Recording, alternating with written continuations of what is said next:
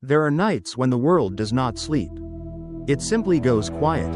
It holds its breath, as if the entire planet is waiting for something terrible to step out of the dark. In the heart of the Red Valley village, the fire had almost died. Only a few red coals remained, glowing beneath a thin layer of ash. A cold wind moved through the camp, lifting gray dust into the air like powdered bone. Hide tents shifted softly in the darkness. Old bones hanging near the village gate knocked against one another, making a dry, hollow sound. KAEL STONEFANG opened his eyes. The weak firelight reflected across his weathered face. The thin scar running from his left cheek down to his chin stood out in the shadows. Slowly, his hand closed around the stone spear beside him. He had heard it. A roar. Far away. But it was not the call of the forest. It was a warning. After Blackfang, the people of Red Valley believed the nightmare had been left behind in the northern rocks. They believed the giant predator had been stopped long enough for the village to breathe again. But the prehistoric world never allowed peace to last. Near the chief's shelter, water inside a stone bowl began to ripple. First, one small circle. Then another. Then another, stronger than the last. The ground was moving. KAEL stepped into the night.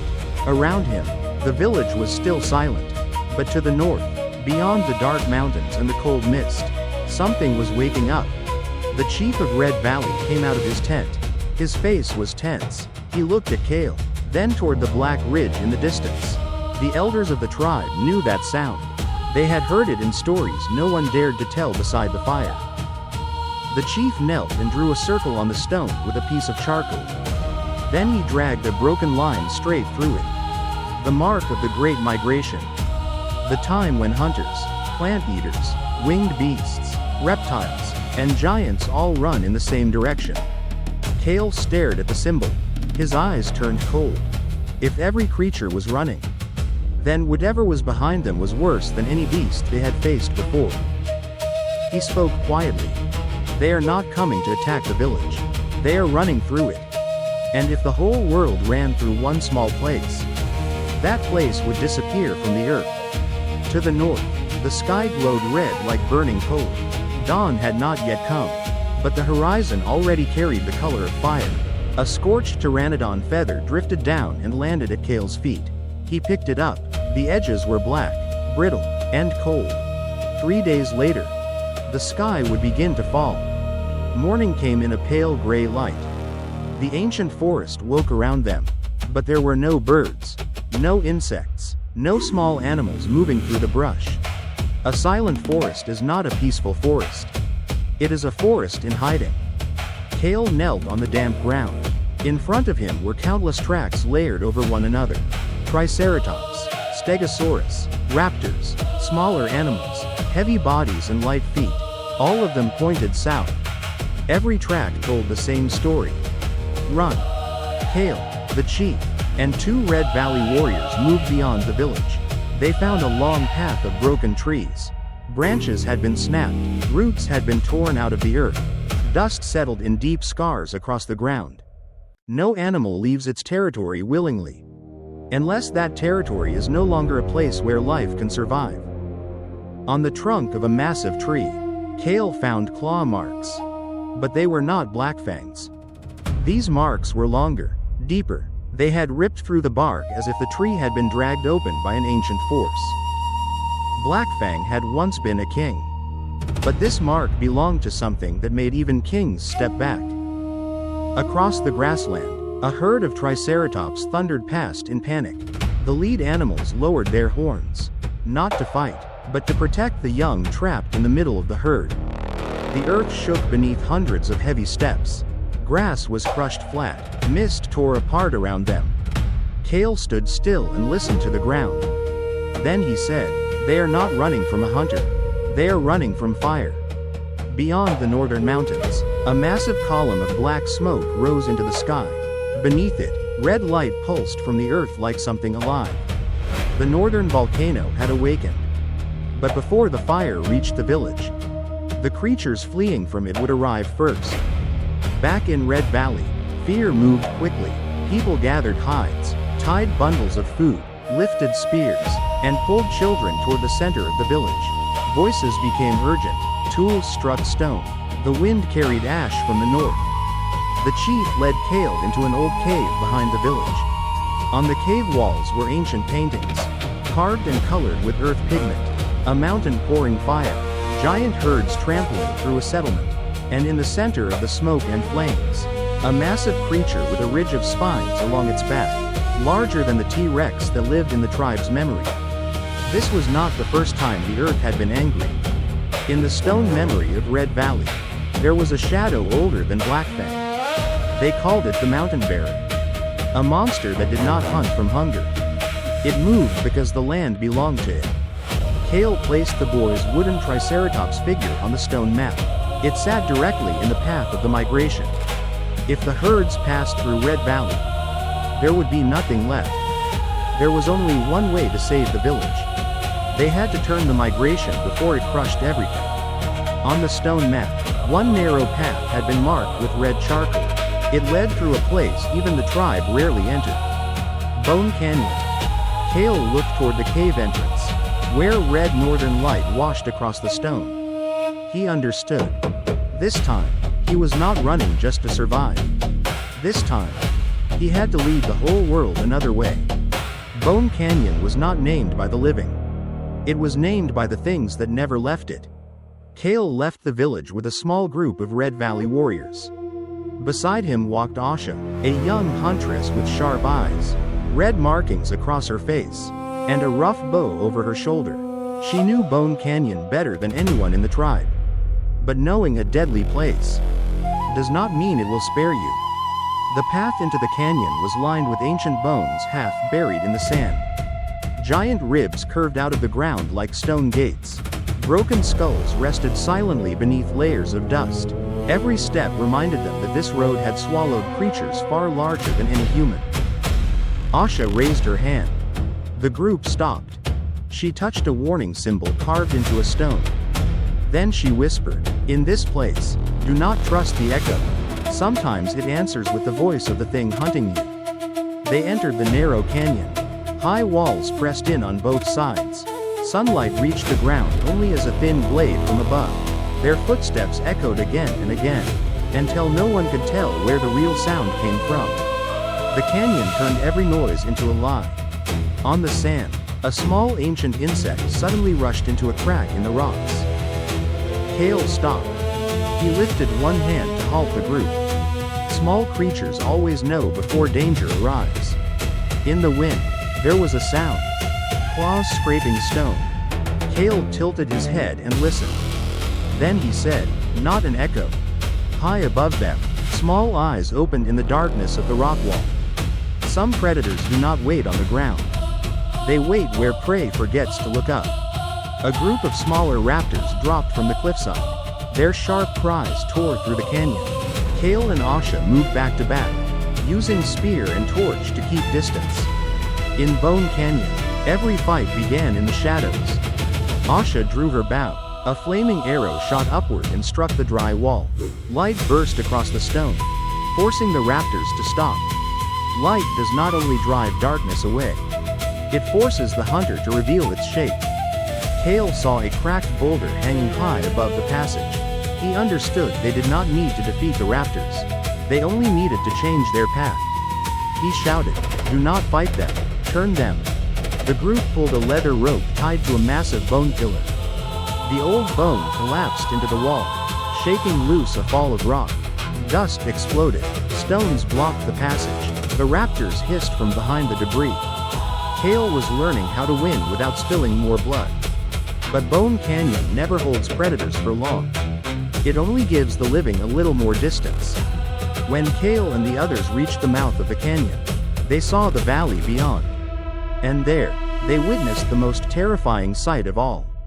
It was not one herd running. It was the whole world in flight. Triceratops, Stegosaurus, Ankylosaurus, ancient mammals, massive birds, and countless other creatures poured south like a living river. The ground shook without stopping. Red dust climbed into the sky. Roars, cries, and pounding feet merged into one enormous sound. No stone wall can stop a river. And no village can stop a river made of giants. KAEL watched the migration. His face was tense, but not hopeless. He said, "We cannot stop them, we can only lead them." Asha pointed toward a side valley. A dry riverbed curved west from there, away from Red Valley. It was the only chance. But to make the herds turn, they had to make the path ahead feel more dangerous than the road to the west. KAEL, Asha, and the warriors began to work. They gathered tree resin, dry bones, flint, and dead brush. They built smoke columns along the edge of the valley. Humans could not command nature, but they could speak a language nature understood. Smoke, fire, sound, fear. Asha coated the tip of an arrow with resin, then touched it to flame. One small spark, placed in the right place, could change the direction of an entire valley. Smoke rose across the path leading toward the village. The first Triceratops hesitated. They stopped, turned, and began to drift west. For one breath, the plan seemed like it might work. But the real storm had not arrived yet. A great shadow fell across the ground. Dust moved against the wind. The air grew heavy, like stone. From the northern smoke, the mountain bearer appeared. A giant creature with a ridge of spines along its back.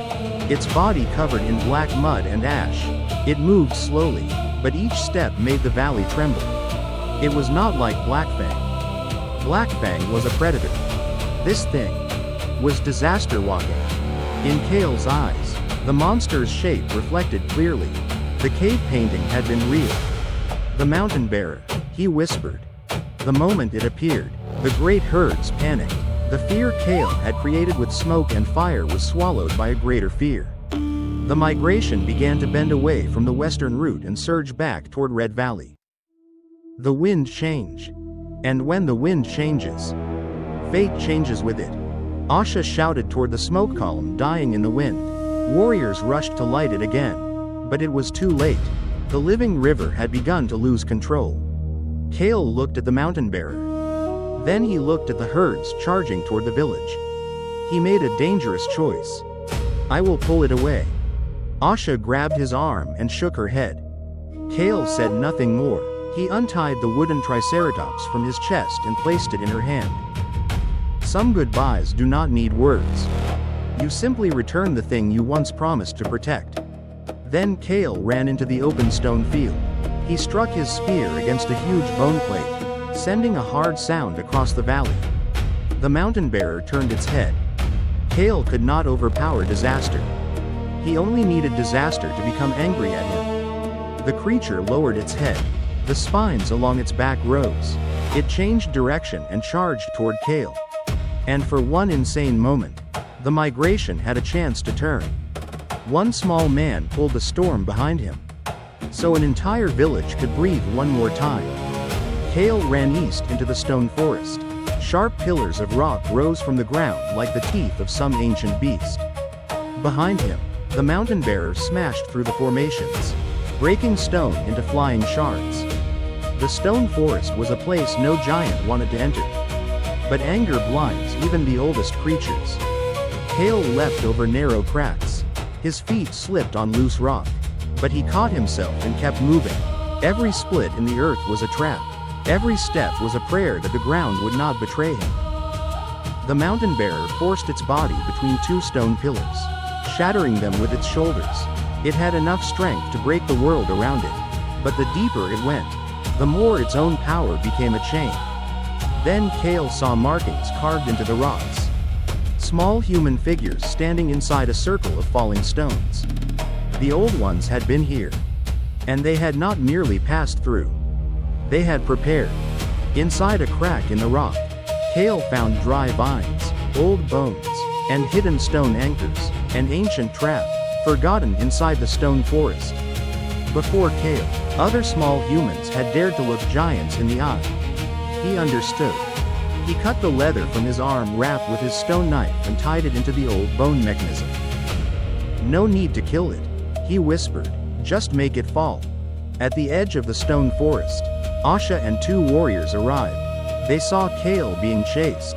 Asha looked up at the rope system across the rocks and understood him instantly. Trust is not a speech. It is the moment one person understands what the other has not had time to shout. Asha climbed onto a high stone ledge. Below, the mountain bearer smashed through a pillar in front of KAEL. He rolled aside, missing death by a breath. Sometimes the distance between legend and death is only one heartbeat.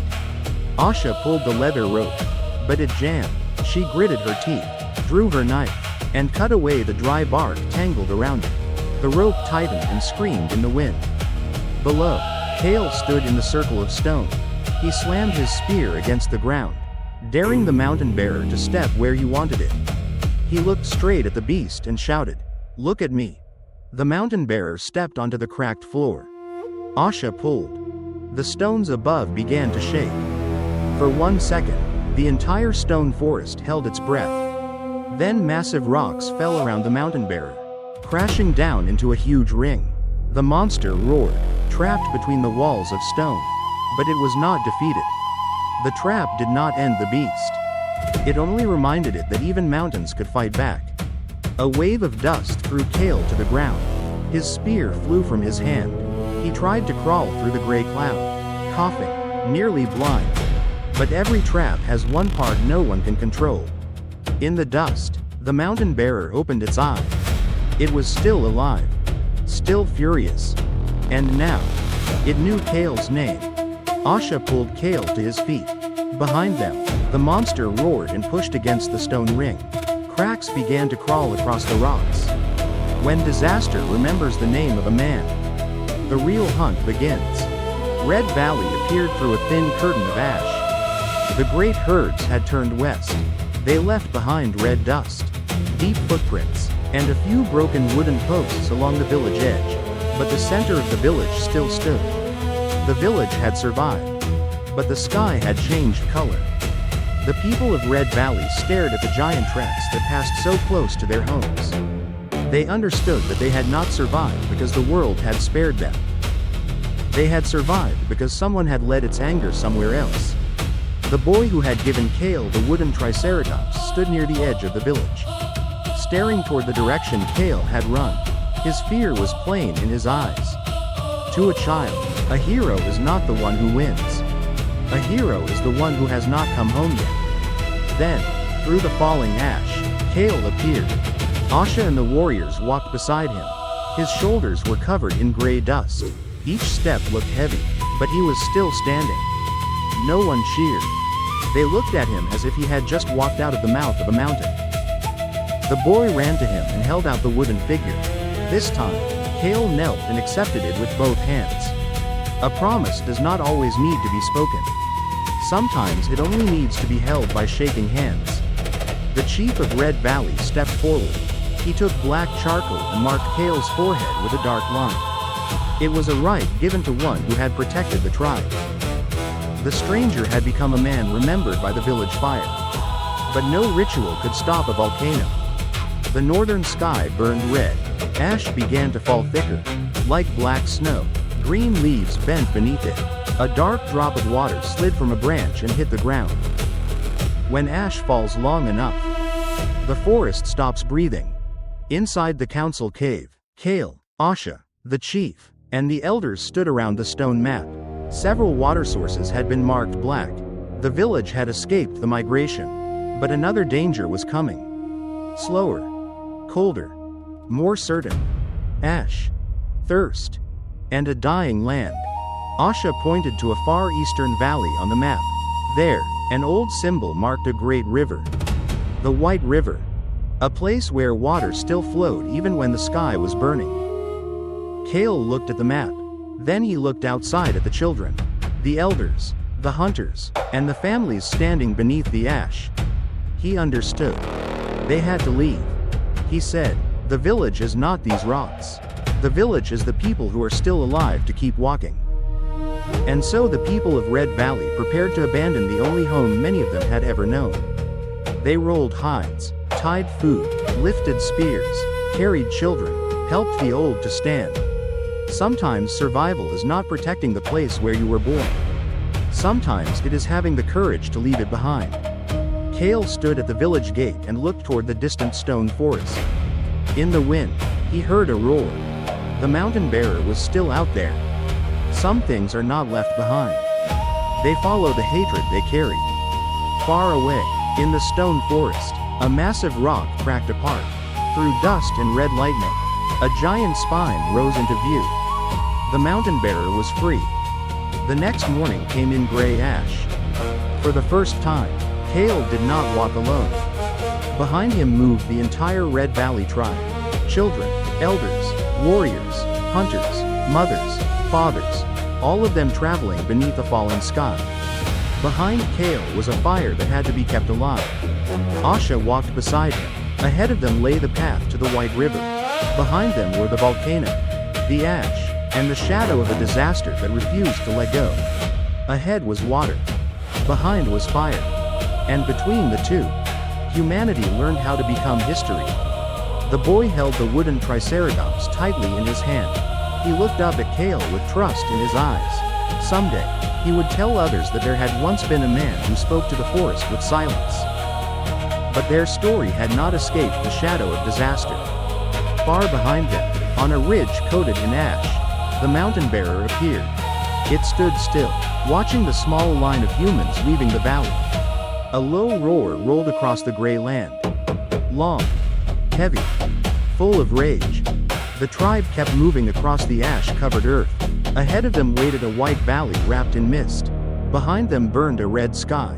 And beneath it stood the shape of a giant. In a world with no maps, every human footprint was a declaration. We are not gone yet. KAEL stopped. He turned and looked back at the mountain bearer in the distance. He was not afraid. He lifted his stone spear. Then he kept walking.